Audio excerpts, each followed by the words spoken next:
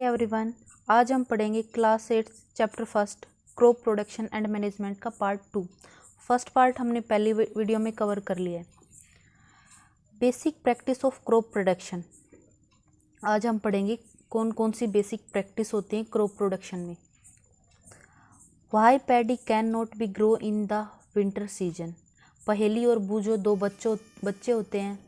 उसमें जो बूझो होता है वो सोचता है कि जो पैडी जो धान की फसल होती है वो सर्दियों में क्यों नहीं उगाई जाती है। उसके माइंड में ऐसा क्वेश्चन आता है कि जो धान होता है, धान की फसल है, वो विंटर सीजन में क्यों नहीं उगाई जाती है। Paddy require a lot of water, therefore it is grow only in the rainy season.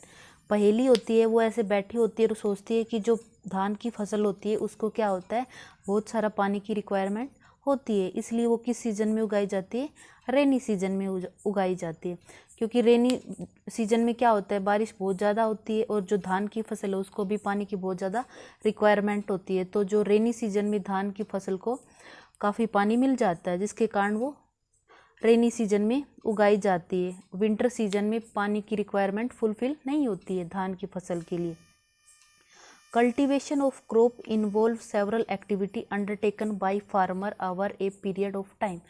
जब कोई भी फसल तैयार करते हैं तो जब वो फसल तैयार होती है तो उसके दौरान बहुत सारी एक्टिविटी की जाती है। जब फसल सबसे पहले बीज उगाया जाता है और जहाँ तक फसल बनकर तैयार होती है तो उसके बीच में बहुत सारे एक्टिविटी इन्वॉल्व होती हैं। एक किसान बहुत सारी एक्टिविटी करता है एक टाइम पीरियड्स के दौरान। You may find that these activities are similar to those carried out by a gardener or even by you when you grow ornamental plant in your houses। वो एक्टिविटी बिल्कुल वैसी होती है जैसे हम घर पे कोई भी सजावटी पौधा अपने घर पे लगाते हैं। सजावटी पौधा जैसे गेंदे का है या फिर कोई रोज का, गुलाब का, कोई भी प्लांट्स जब हम घर पे लगाते हैं तो उसमें कौन कौन सी एक्टिविटी की जाती है। जैसे कि हम मिट्टी को तैयार करते हैं, उसमें बीज डालते हैं या कोई पौधा लगाते हैं, पानी डालते हैं, खाद डालते हैं। तो ऐसी एक्टिविटी जब की जाती है जब हम किसी भी फसल को तैयार करते हैं, तो वो एक्टिविटी कौन कौन सी वो हम आगे डिस्कस करेंगे। These activity or task are referred to as agriculture practice. जो ये एक्टिविटी होती है, जो ये टास्क है, इनको हमने बोला है एग्रीकल्चर प्रैक्टिस। कौन कौन से एग्रीकल्चर प्रैक्टिस होते हैं वो नीचे गिवन है। फर्स्ट है preparation of soil, showing, adding manure and fertilizer, irrigation, protecting from weeds, harvesting, storage। ये 7 एग्रीकल्चर प्रैक्टिस दी गई है। ये 7 स्टेप फॉलो किए जाते हैं। वन बाय वन हम इनको डिस्कस करेंगे। First step preparation of soil. Preparation of soil क्या होता है? The preparation of soil is the first step before growing A crop. किसी भी फसल को उगाने से पहले का जो स्टेप होता है वो होता है प्रिपरेशन ऑफ सोयल। यानी कि जब हम कोई भी फसल उगाते हैं उससे पहले हम क्या करते हैं, मिट्टी को तैयार करते हैं। तो जो प्रिपरेशन ऑफ सोयल क्या है, हमारा फर्स्ट स्टेप होता है। One of the most important task in agriculture is to turn the soil and loose it. सबसे इम्पोर्टेंट टास्क क्या होता है कृषि में, कि मिट्टी को लूज करना, उसको टर्न करना। यानी कि मिट्टी को टर्न कैसे करते हैं कि जैसे मिट्टी जिस जगह पे उसको दूसरी जगह तक चली जाती है तो मिट्टी को टर्न बोलते हैं। This allow the root to penetrate deep into the soil. जब मिट्टी लूज होती है तो क्या होता है, वो क्या करती है, कोई भी पौधा है उसकी जड़ को इजीली से जाने देती है डीप में। The loose soil allow the root to breathe easily even when they go deep into the soil. जब मिट्टी लूज होती है तो क्या होता है, जो पेड़ की जो जड़ होती है ना, वो आसानी से गहराई में चली जाती है मिट्टी में और आसानी से वहाँ पे सांस ले सकती है। अगर मिट्टी हार्ड होगी तो पेड़ की जो जड़ है वो नीचे नहीं जाएगी, इसलिए मिट्टी को लूज किया जाता है। Why does the loosening of soil allow the root to breathe easily. अब एक क्वेश्चन अराइज होता है कि जो लूज मिट्टी होती है वो कैसे रूट को सांस लेने में हेल्प करती है, या कैसे जब मिट्टी लूज हो जाती है तो पेड़ की जड़ कैसे इजीली से सांस लेती है। The loosened soil help in the growth of earthworm and microbes present in the soil.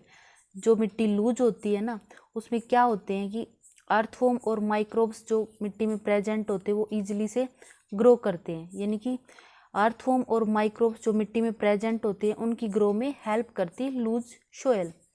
These organisms are friend of the farmer since they further turn and loose the soil and add humus to it. जो ये earthworms और micro organisms होते हैं वो क्या होते हैं, किसान के मित्र होते हैं। These organisms are friend of farmer. जो ये ऑर्गेनिजम्स होते हैं वो क्या होते हैं,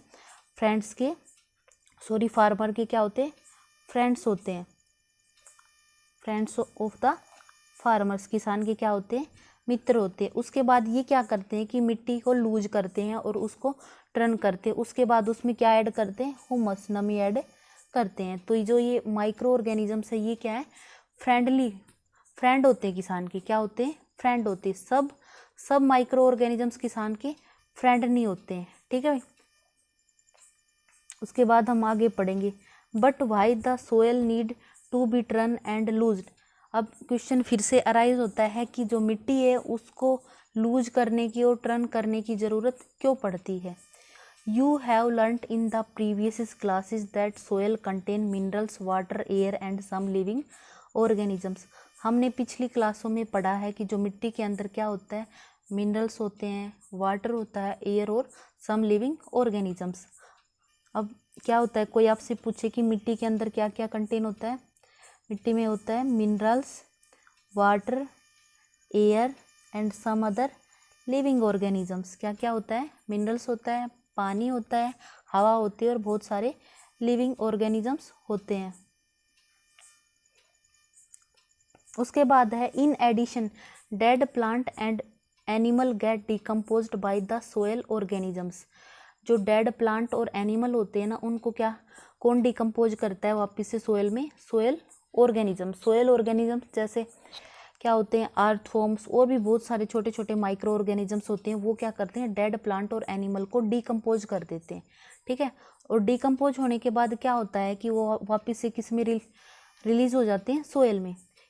इन this way various nutrient in the dead organisms are released back into the soils. और इस तरह से क्या होता है कि जो न्यूट्रिएंट्स होते हैं, जो न्यूट्रिएंट्स हमें किससे मिले, डेड प्लांट और एनिमल से, वो वापस से किस में रिलीज हो जाते हैं, सोयल में।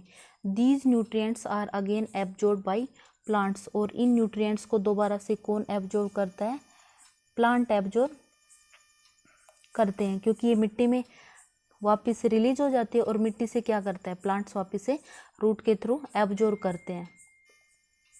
नेक्स्ट है, since only a few centimetre of the top layer of soil support plant growth.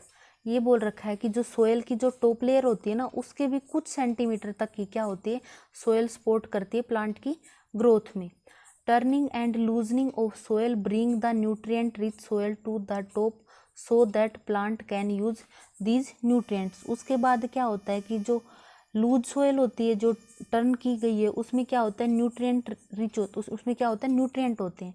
तो टर्न करने के बाद, लूज करने के बाद न्यूट्रिएंट्स रिच सोयल क्या होती है, टॉप में आ जाती है और प्लांट्स क्या करता है, उसको एज ए न्यूट्रिएंट्स यूज कर सकता है। दस turning and loosening of soil is very important for cultivation of crop. इसलिए जो मिट्टी को लूज करना, मिट्टी को टर्न करना, ये बहुत ही ज़रूरी होता है किसी भी कल्टिवेशन ऑफ क्रॉप्स के लिए। नेक्स्ट है, the process of loosening and turning of soil is called tilling और प्लगिंग। अब कोई पूछता है कि जैसे टिलिंग क्या होती है, प्लगिंग क्या होती है, तो ये क्या होती है, एक प्रोसेस होती है। क्या होती है, एक प्रोसेस होती है जिसमें हम क्या करते हैं, मिट्टी को लूज करते हैं और उसको टर्न करते हैं। टर्निंग और लूजनिंग ही प्रोसेस को हम क्या बोलते हैं, टिलिंग बोलते हैं। नेक्स्ट है, this is done by using A plug. अब बात ये आती है कि जो टिलिंग और प्लगिंग प्रोसेस वो किसकी हेल्प से की जाती है, प्लग की हेल्प से। प्लग होता है हल। Plough are made of wood और आयरन। जो हल होता है वो किसका बना होता है, लकड़ी और लोहे का। If the soil is very dry it may need watering before plugging. अगर मिट्टी हार्ड होगी तो हमें क्या करना पड़ेगा, सबसे पहले उसमें पानी ऐड करना पड़ेगा बिफोर प्लगिंग। प्लगिंग करने से पहले हमें मिट्टी में पानी ऐड करना होगा। The ploughed field may have big clumps of soil called crumbs.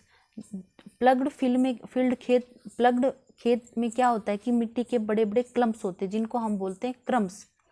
It is necessary to break these crumbs. और उन क्रम्स को क्या होता है, तोड़ना बहुत ही ज़रूरी होता है। Levelling the field is beneficial for sowing as well as for irrigation.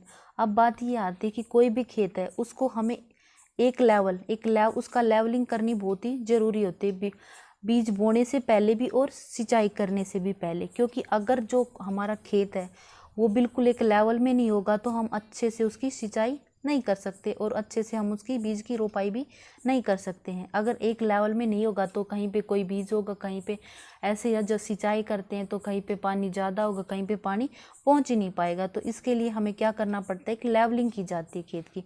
Levelling of soil is done with the help of a leveller, और वो लेवलिंग किससे की जाती है? एक लेवलर की हेल्प से की जाती है। नेक्स्ट है sometimes manure is added to the soil before tilling. कई बार क्या होता है कि टिलिंग करने से पहले हमें क्या करते हैं, सोयल में हम मैन्यूर ऐड करते हैं। मैन्यूर क्या होता है? खाद होता है जो हम अपने घर पे बनाते हैं गोबर से, कूड़े कचरे से। काफ़ी दिनों तक वो गोबर कूड़ा कचरा एक जगह पे इकट्ठा हो जाता है, उसके बाद वो डिकम्पोज हो जाता है माइक्रो ऑर्गेनिज्म से, तो उसको हम बोलते हैं मैन्यूर। बहुत ही अच्छा होता है, एज ए फर्टिलाइजर के कंपैरिजन में मैन्यूर अच्छा होता है। This help in proper mixing of manure with soil. Tilling से पहले जब हम मैन्यूर ऐड करते हैं तो इससे क्या होता है कि जब हम उसको टिलिंग करते हैं, पहले मैन्यूर ऐड करने के बाद जब हम टिलिंग करते हैं तो जो मैन्यूर होता है वो खाद जो हमारा अच्छे से सोयल के साथ मिक्स हो जाता है। नेक्स्ट है the soil is moistened before sowing, और मिट्टी में क्या हो जाता है? नमी हो जाती है। बीज बोने से पहले मिट्टी में क्या हो जाती है? हुमस ऐड हो जाती है। नेक्स्ट टॉपिक हम नेक्स्ट वीडियो में पढ़ेंगे। अगर आपको ये वीडियो अच्छी लगी तो लाइक करें, शेयर करें एंड सब्सक्राइब करें। Thank you.